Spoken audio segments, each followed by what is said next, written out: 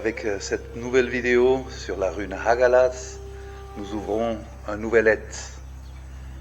Je vous rappelle que le futhark germanique commun est composé de 24 runes qui est divisé en 3 familles runiques de 8 runes chacune.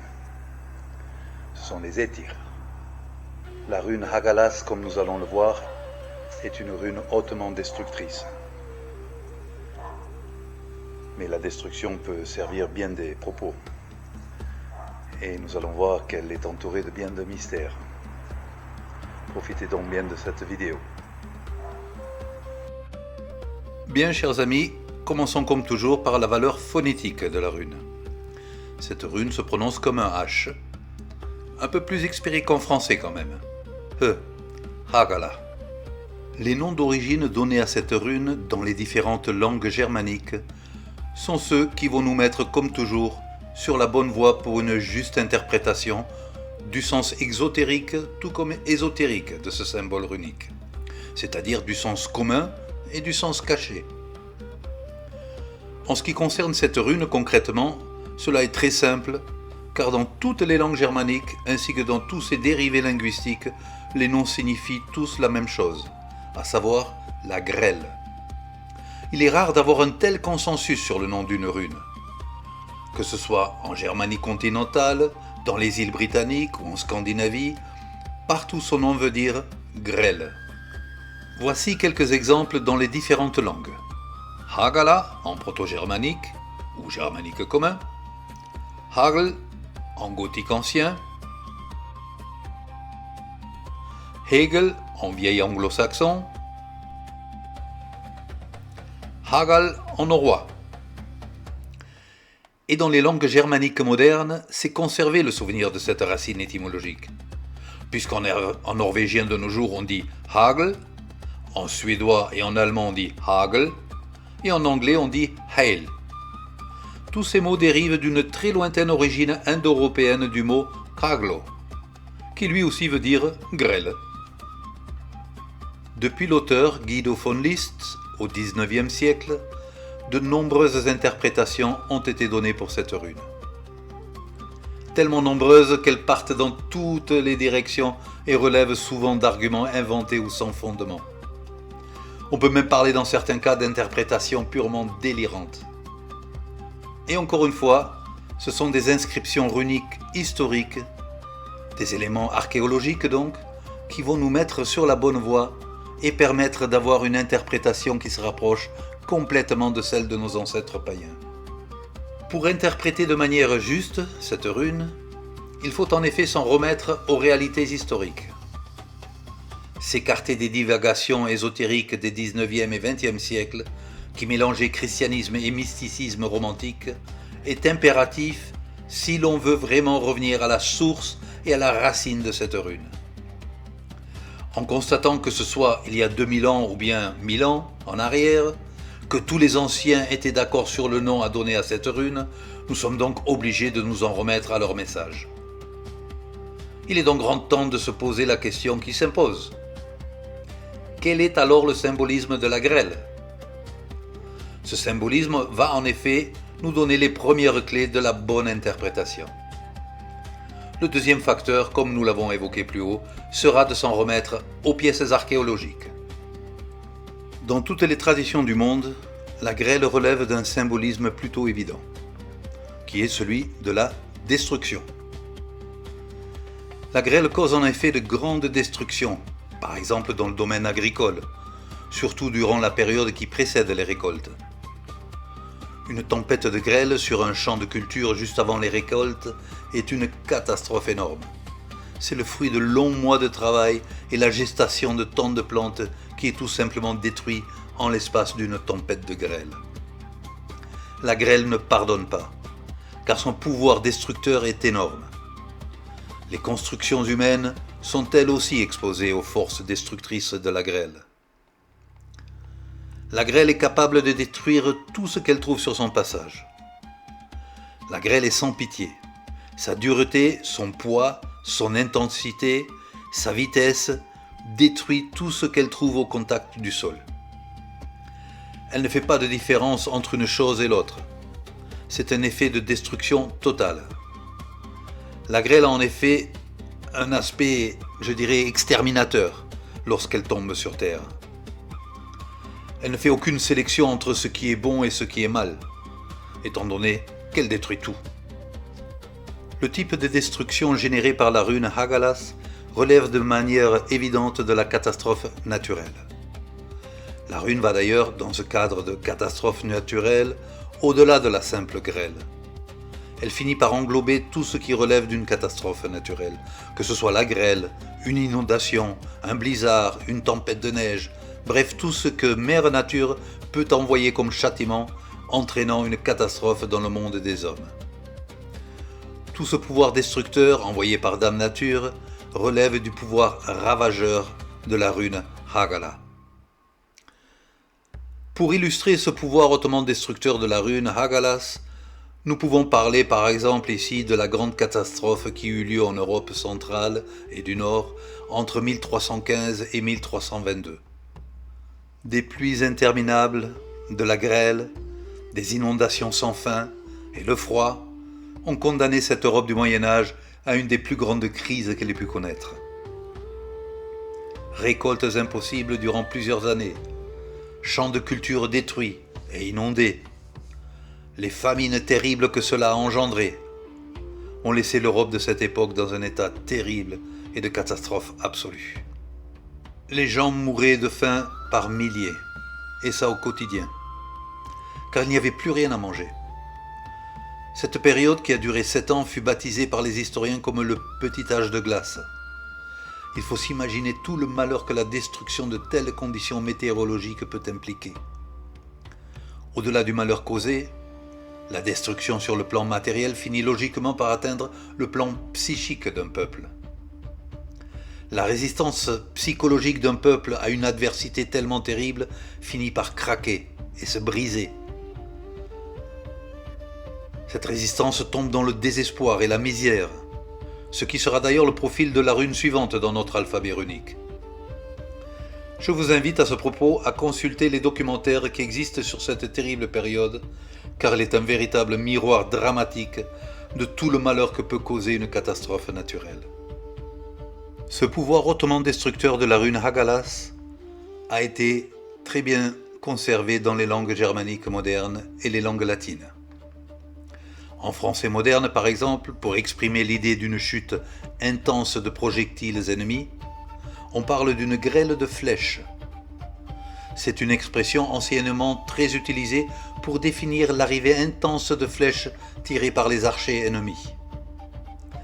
Cette expression grêle de flèches se retrouve également dans d'autres langues européennes, comme en anglais par exemple, avec son équivalent lorsqu'ils disent « a hail of bullets », expression qui se traduit par une grêle de balles. Il s'agit ici des balles tirées par une arme à feu, bien sûr. Cette grêle de balles est le lointain souvenir de cette comparaison que l'on faisait au Moyen-Âge et dans l'Antiquité, lorsqu'on comparait une chute de flèches intense à une chute de grêle, le même pouvoir destructeur. Plusieurs inscriptions runiques historiques nous montrent comment fut utilisé le pouvoir de destruction de la rune Hagalas. La première pièce archéologique nous fait remonter très loin dans le temps, puisqu'elle fut datée aux alentours de 200 de notre ère. Nous sommes donc dans le contexte absolu de l'alphabet runique des origines, celui du Futhark du germanique commun. Rien de viking ici. Cette preuve archéologique fut trouvée dans le nord de l'Allemagne, dans la région du Schleswig. L'inscription runique fut gravée sur un bouclier, et ce détail a son importance pour l'interprétation de l'inscription. Le secteur exact où furent retrouvés les restes du bouclier en question se nomme Torsberg. Anecdote intéressante vu que ce nom se traduit par la montagne de Thor. L'inscription porte la référence de la base des données des inscriptions runiques historiques DKSL 12. Cette pièce archéologique est conservée au musée de la ville de Kiel. L'inscription runique se lit de la manière suivante. Aisgar. Comme vous pouvez le constater, sur l'image, la rune Hagalas est isolée au reste de l'inscription. Cet isolement nous indique que la rune sert d'abréviation et d'une utilisation magique. Le mot Aesgar a été traduit comme le chercheur de. Et si on rajoute à cela la valeur nominative de la rune, on obtient logiquement comme traduction le chercheur de grêle. Pour bien comprendre ce que le maître runique a voulu mettre dans cette inscription magique, il faut la mettre tout simplement en connexion avec le support de l'inscription, celui du bouclier. Un bouclier en effet a comme objectif la protection. Le tout voulant dire que le bouclier, en cherchant les flèches ennemies, finira par protéger puissamment celui qui porte le bouclier. Nous voyons ici que le pouvoir destructeur de la grêle, à savoir les flèches, est celui de l'ennemi, dont on veut se protéger. La deuxième pièce archéologique que nous allons consulter est celle de Neubrücken, région qui se trouve actuellement en Pologne, mais qui jadis était allemande. L'inscription runique fut trouvée sur une urne, qui fut datée de 270 de notre ère. Les historiens ont attribué cette urne au peuple germanique des Vandales. Rappelons au passage qu'une urne est un objet destiné à recevoir les cendres d'un mort. Vous pouvez constater sur l'image que le graphisme des runes est très archaïque. On s'éloigne même du graphisme classique que l'on connaît de notre Futhark du germanique commun. Et pourtant, ce sont bien des runes. Sur l'image, vous pouvez voir en dessous la transcription en runes classiques. Les archéologues et runologues ont découvert sur d'autres urnes vandales du même site des symboles étranges qui donnent à croire que nous sommes en présence d'un graphisme pré-runique, un peu comme celui qui existait à l'âge de bronze. Ce graphisme pourrait être le témoin d'une transition entre le symbolisme pré-runique et le graphisme de ce qui deviendra la forme classique des runes. Comme nous venons de le mentionner, cette inscription est l'œuvre de Germain du peuple des Vandales. Je ne vais pas m'étendre ici sur l'histoire de ce peuple germanique, mais je vous invite vivement à le consulter, car c'est une histoire très riche et pleine d'aventures incroyables. Ces Vandales se sont étendus sur un espace géographique énorme. Leur histoire regorge de rebondissements. Ils appartiennent aux toutes premières vagues de ce que l'on nomma la migration des peuples, ou encore les invasions barbares. Mais revenons-en à présent à notre inscription runique. Le support de l'inscription est encore une fois un bon indicateur pour une juste interprétation. Le support étant une urne, il est donc évident que nous avons affaire à une inscription tournée vers la magie funéraire, en lien donc avec un défunt. L'inscription originale se lit de droite à gauche. La première rune est une rune Issa, la rune de la glace, qui, comme nous le verrons, symbolise très souvent la mort. Il s'agit ici donc très certainement de la rune du défunt lui-même. Elle désigne le mort en soi. Cette rune est suivie de 6 runes Hagalas. Au premier abord, on pourrait l'interpréter comme la destruction du défunt. Ceci peut paraître très étrange pour nos mentalités modernes, mais c'est bien de cela dont il s'agit. Car nos ancêtres craignaient énormément que le mort puisse revenir et hanter sa famille en les tourmentant. Pour empêcher le revenant de revenir, entre guillemets, il était nécessaire de détruire le mauvais esprit qui pouvait posséder le défunt. L'opération de destruction véhiculée par la rune Hagalas a donc comme objectif d'empêcher le mort de venir tourmenter les vivants. Au centre de l'inscription, nous voyons une rune Yera. Cette rune s'interprète normalement comme une année prospère, mais il est clair qu'ici, ce ne peut pas être l'interprétation correcte. Cette rune est aussi celle qui divise le cycle annuel en 2 phases. Son graphisme est d'ailleurs là pour nous le rappeler. Dans le cadre de notre inscription funéraire, l'interprétation correcte est celle qui exprime le souhait. Et je dirais même l'ordre qui est donné au défunt d'entrer dans son nouveau cycle. C'est-à-dire qu'on lui ordonne de tourner la page et de s'en aller définitivement dans l'au-delà, le monde des morts. Viennent ensuite une autre série de 3 runes Hagalas, ce qui nous donne pour l'inscription un total de 9 runes Hagalas. Comme nous allons le voir un peu plus tard dans cette vidéo, le 9 symbolise, dans les traditions païennes d'Europe, un nouveau cycle, l'annonce d'un nouveau commencement. Dans notre contexte funéraire, il s'agit encore une fois de ce nouveau cycle et ce nouveau chemin que le défunt doit emprunter dans son voyage vers l'au-delà. Et enfin, pour finir cette série de runes symboliques, nous avons à la fin l'inscription de 2 runes liées. Les spécialistes n'ont pas toujours été d'accord sur la juste interprétation de ces 2 runes liées. Mais tout porte à croire que nous avons là une rune Raido et une rune Vunyo. Comme nous l'avons vu lorsque nous avons traité de la rune Raido, il s'agit de la rune du mouvement, du déplacement, du voyage. Et ici, il s'agit bien sûr du voyage du défunt vers son destin dans l'au-delà. Et en combinant cette rune Raido avec Vunyo, la rune de la joie, c'est en fait comme si on lui souhaitait bon voyage. La 3e pièce archéologique est celle des os de Weser, die Weserknochen, qui fut retrouvée dans la région allemande de Oldenburg en 1928. Lorsqu'il nous intéresse ici, est daté entre 355 et 410 de notre ère et porte le numéro de référence 4988. L'authenticité de cet os fut à une certaine époque remise en question, mais un archéologue comme Peter Pieper a pu prouver en 89 que ce n'était pas un faux. Cet os comporte une inscription runique très intéressante, des runes qui nous plongent dans une époque troublée, celle dite des invasions barbares encore une fois. Elle est attribuée au peuple germanique des Saxons, qui à cette époque se trouvait en Germanie continentale, plus ou moins l'actuelle Allemagne. La transcription de l'inscription se lit de la manière suivante. Latam Hari Kuni Vehagal.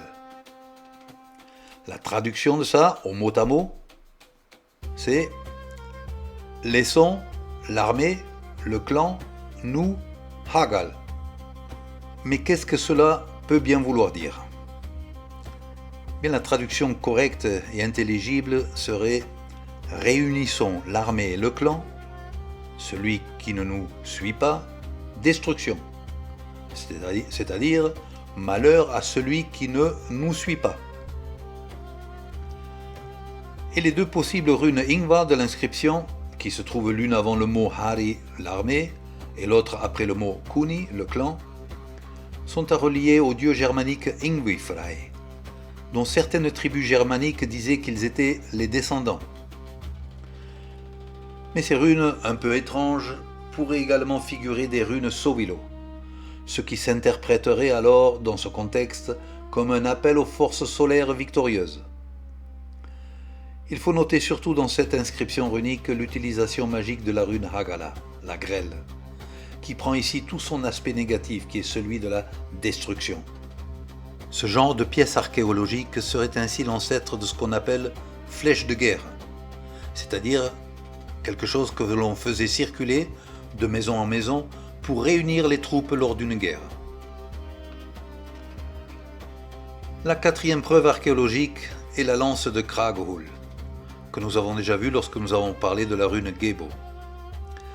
Pour avoir tous les détails et contextes de cette lance, je vous invite donc à revoir la vidéo sur la rune Gebo.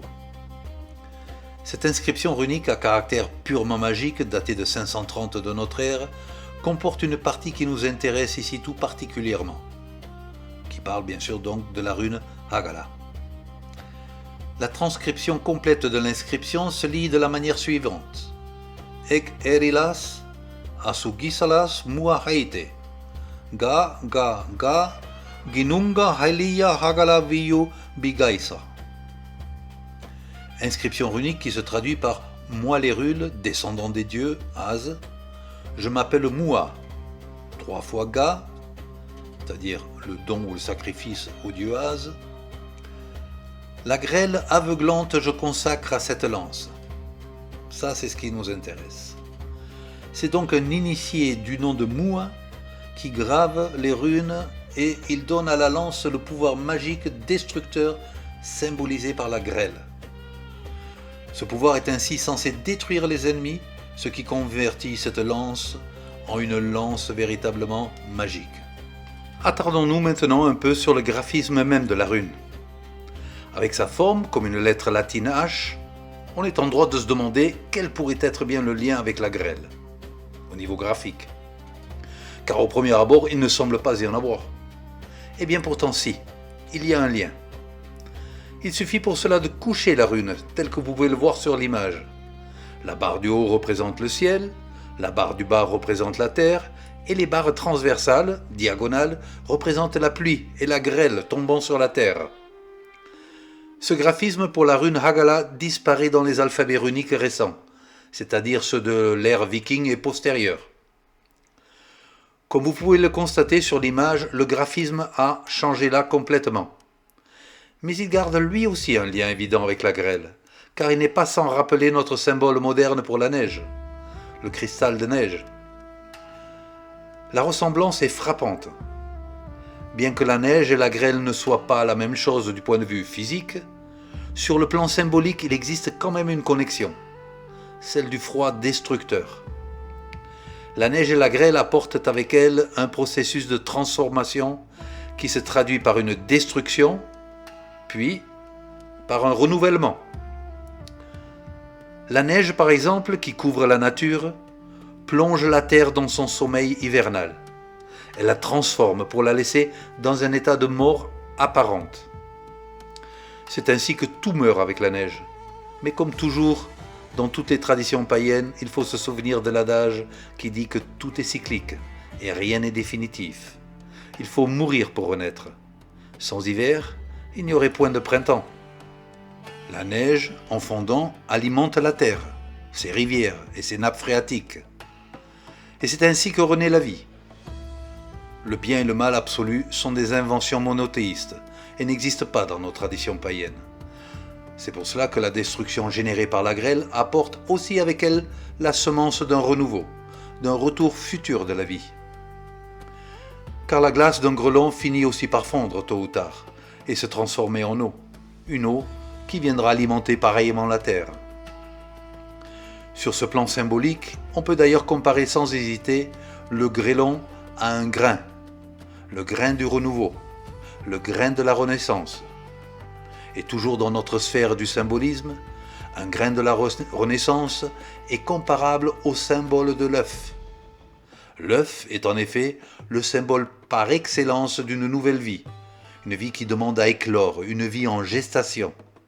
Le deuxième indice qui nous permet d'inscrire la rune Hagalas dans la symbolique du renouveau est sa position même au sein du Futhark, sa situation dans l'alphabet runique. Son symbolisme numérique est ici multiple. Tout d'abord, la rune occupe la première place dans le deuxième groupe runique, dans le deuxième Et. Cette première place invoque le pouvoir d'une fin et d'un commencement, celui d'un nouveau départ, dans un cycle nouveau, car au niveau symbolique, je crois qu'il n'est pas nécessaire de rappeler que le 1 représente tout ce qui débute une nouvelle phase. Et si l'on observe l'ensemble du Futhark de 24 runes, la totalité de l'alphabet, eh bien notre rune occupe la 9e place.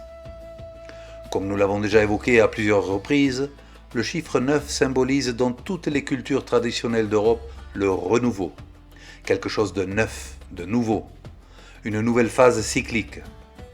Après la mort, la renaissance. La meilleure preuve de ce symbolisme du chiffre 9 a survécu dans nos langues européennes. Le parallèle qui existe dans nombreuses langues européennes entre le chiffre et l'idée de nouveau est frappante.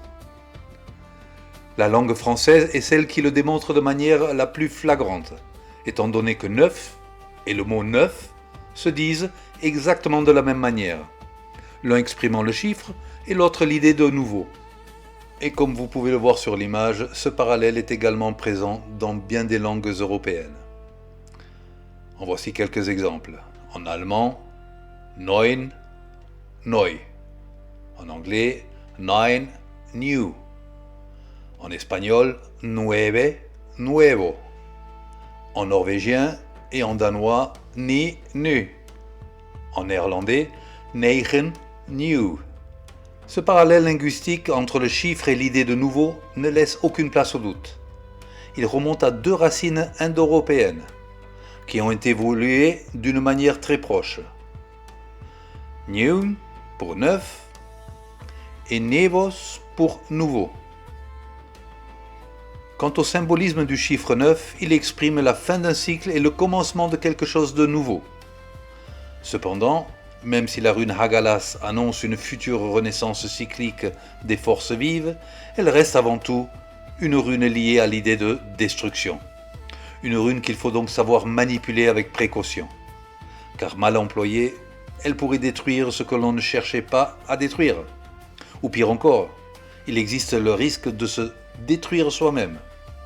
Avant de continuer, je voudrais ouvrir une parenthèse sur une interprétation que l'on voit de manière répétée, mais dont je n'ai jamais été convaincu. Le premier Et, la première famille runique, est parfois appelé l'Et de Freyr, en raison de sa connexion entre la première rune et le dieu de cette famille des Vanir qu'est Freyr. Le troisième Et est appelé celui de Tyr, ici aussi en raison de la première rune de ce groupe runique au sein du Futhark. Et le deuxième Et est souvent appelé celui de Heimdall. Pour le premier et le troisième Et, je peux comprendre les rapprochements car en effet ils existent, entre la rune et le dieu. Toutefois, il est important de préciser que ce rapprochement n'est valable que pour la première rune de l'Et, et non pour tout le groupe de 8 runes. Là où je ne suis plus d'accord du tout, c'est pour le deuxième Et. Le seul rapprochement qui puisse exister entre le dieu Heimdall et la première rune Hagala, c'est la lettre H, et rien de plus. Parce que symboliquement parlant, il n'existe pas de rapprochement possible. Le profil du dieu Heimdall n'entre pas du tout dans cet aspect de destruction que véhicule avec soi la rune Hagalas. Historiquement parlant, les textes anciens confirment une connexion entre Féu et le dieu Freyr, ou bien encore entre la rune Tyr et le dieu du même nom, mais en aucun cas il existe des traces historiques qui parlent d'une possible connexion entre la rune Hagalas et le dieu Heimdall. C'est une invention moderne. Nous pouvons rajouter ici au passage que nous ne savons que peu de choses sur ce dieu d'ailleurs, et que selon les spécialistes, son origine serait même confuse et incertaine. Donc il faut écarter une fois pour toutes cette connexion moderne et qui n'est en rien historique entre la rune et le dieu Heimdall. Après cette série de vidéos, rune par rune, il y en aura d'autres qui traiteront de sujets divers comme le symbolisme, les fêtes païennes, et nous approfondirons aussi les connexions des runes entre elles. Et vous verrez alors, et même avant, que ce deuxième Et est en fait en connexion avec les cycles naturels de l'année. Pas uniquement, mais principalement. Un premier indice que je peux vous donner, c'est la position centrale des runes Yera et Eiva, celle du changement cyclique et de l'union des mondes. Au début de l'Et, des runes hivernales, et ensuite à la fin, des runes solaires connectées avec l'été. En magie runique, comme nous avons pu le voir avec les exemples historiques, la rune isolée est utilisée pour détruire. On fait en général appel pour cela à une force naturelle de destruction, ce que nous avons vu au début de la vidéo lorsque nous parlions de catastrophes naturelles. En règle générale, associer la rune Hagalas à une autre rune, c'est rechercher la destruction de cette autre rune. Associer par exemple Hagalas à une rune Vunio équivaut à la destruction du bonheur. Et si on la juxtapose à une rune Féu, c'est la destruction de la richesse. Il existe aussi le cas où l'on associe Hagalas avec une autre rune négative. Alors là, le pouvoir de destruction est immense. Hagalas et Urus, ensemble, rend par exemple l'idée d'une destruction sauvage et puissante, avec des conséquences particulièrement néfastes sur la santé, en raison de Urus. Une association de Hagalas avec Thurisa est également l'expression d'une terrible destruction sous l'emprise de forces sauvages incontrôlées. Méditer avec la rune Hagala est peu recommandable, car le risque d'autodestruction est très élevé. Il faut savoir se blinder avant de pouvoir méditer sur cette rune, et avec cette rune. L'intérêt d'une méditation avec cette rune est celui, en général, d'une malédiction, par exemple. Mais comme toute malédiction, il faut être fort et prudent, car le retour de flamme peut être puissant. Pour ceux qui, quand même, voudraient travailler cette rune en méditation, il faut bien marquer le son H expiré au début. Tout comme pour les autres runes, il existe la possibilité de travailler le Galder avec le nom proto-germanique ou bien avec la version runique récente, Hagalas ou Hagal, ce qui donnerait, pour la version proto-germanique,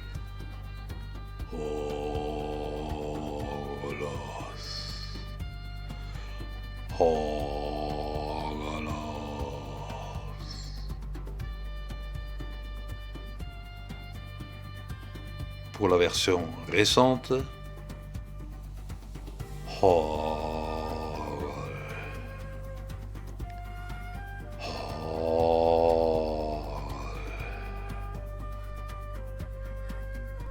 et pour finir, je vous offre, à l'instar des autres vidéos, un chant qui parle de la rune Hagalas.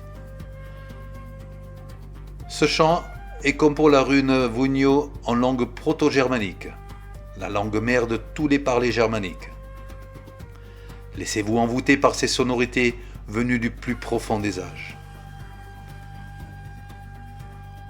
Et je vous donne une version de chant méditatif et une autre version métal, cette fois-ci, une nouveauté. Car l'aspect de destruction peut en effet vibrer avec la musique métal. Et si vous avez aimé les explications et les images de cette vidéo, n'hésitez pas de laisser un like et surtout de partager avec votre entourage cette vidéo. Ce sera la récompense à tous mes efforts pour vous offrir ce qui maintenant est également votre vidéo. En attendant la prochaine, je vous souhaite sincèrement que les dieux vous accompagnent.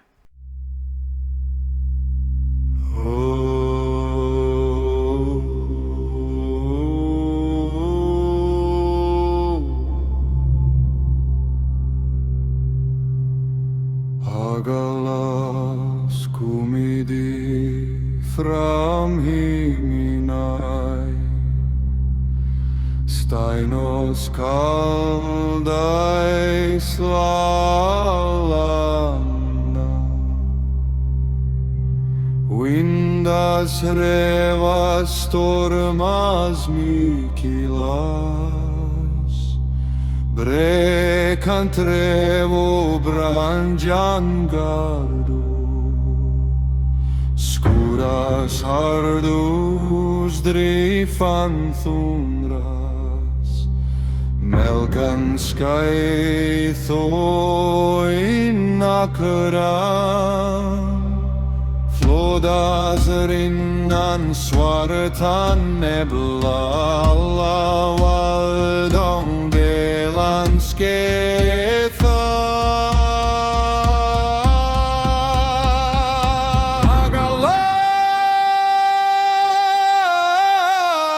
Hagalas steinan raino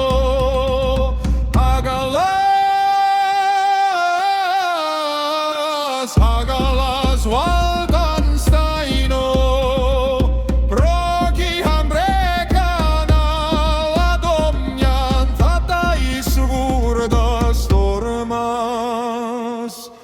Mikila